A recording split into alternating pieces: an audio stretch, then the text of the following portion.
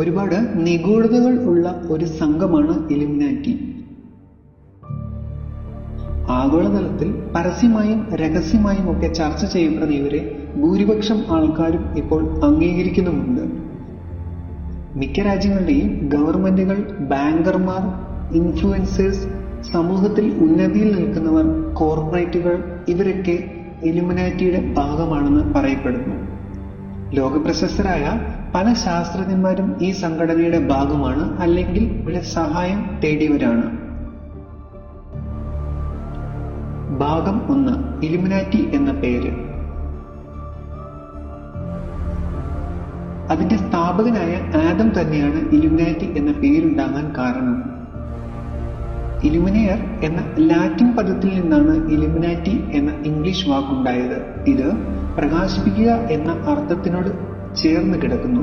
മാത്രമല്ല, ഇലുമിനാറ്റസ് എന്ന ലാറ്റിൻ വാക്കിന്റെ ബഹുവചനമാണ് ഇലുമിനാറ്റി. ഇലുമിനാറ്റി, ലൂമിനസ് രണ്ടും പ്രകാശവുമായി ബന്ധപ്പെട്ട വാക്കുകളാണെങ്കിലും രണ്ടും തമ്മിൽ ചെറിയ വ്യത്യാസമുണ്ട്. ലൂമിനസ് എന്നാൽ പ്രകാശം പുറപ്പെടുവിക്കുന്ന അല്ലെങ്കിൽ സ്വയമേ പ്രകാശം നൽകുന്ന വസ്തുവാണ്.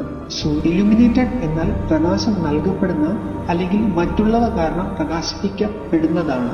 ഉദാഹരണമായി ചന്ദ്രനെ നമുക്ക് കാണാൻ സാധിക്കും. എന്നുവെച്ചാൽ ഇലുമിനേറ്റഡ് എന്ന് പറയുമ്പോൾ അവയ്ക്ക് സ്വയമായി വെളിച്ചം ഇല്ല, മറ്റെന്തിന്റെയോ വെളിച്ചം അവർ എടുക്കുന്നതാണ് അല്ലെങ്കിൽ വെളിച്ചത്തിന്റെ വേഷം ഇടുന്നതാണ്. ലൂസിഫർ എന്ന ലാറ്റിൻ പദത്തിന് ലൈറ്റ് ബ്രിങ്ങർ അഥവാ വെളിച്ചം കൊണ്ടുവരുന്നയാൾ എന്നാണ് ഒരർത്ഥം. തനിക്കുണ്ടായിരുന്ന വെളിച്ചം നഷ്ടപ്പെടുത്തിയ ലൂസിഫർ പിന്നീട് ഇരുട്ടിലേക്ക് മാറ്റപ്പെടുന്നത് നാം കാണുന്നുമുണ്ട്. എന്നാൽ ബൈബിളിൽ എല്ലായിടത്തും നാം കാണുന്നത് യേശുക്രിസ്തു തന്നെയാണ് വെളിച്ചം എന്നാണ്. ബൈബിളിൽ പറയുന്നുണ്ട് സാത്താനും വെളിച്ചദൂതന്റെ വേഷം ധരിക്കുന്നു എന്ന്. ഇന്ന് ലോകഗതി തന്നെ നിയന്ത്രിക്കുന്നു എന്ന് പറയുന്നവർ അഥവാ ഇലുമിനാറ്റി അവർ വെളിച്ചമല്ലല്ലോ, വെളിച്ചത്തിന്റെ വേഷം ധരിച്ചിരിക്കുന്നവർ മാത്രമല്ലേ? ഇനി ഇത് കോയിൻസിഡൻസ് ആയിരിക്കുമോ?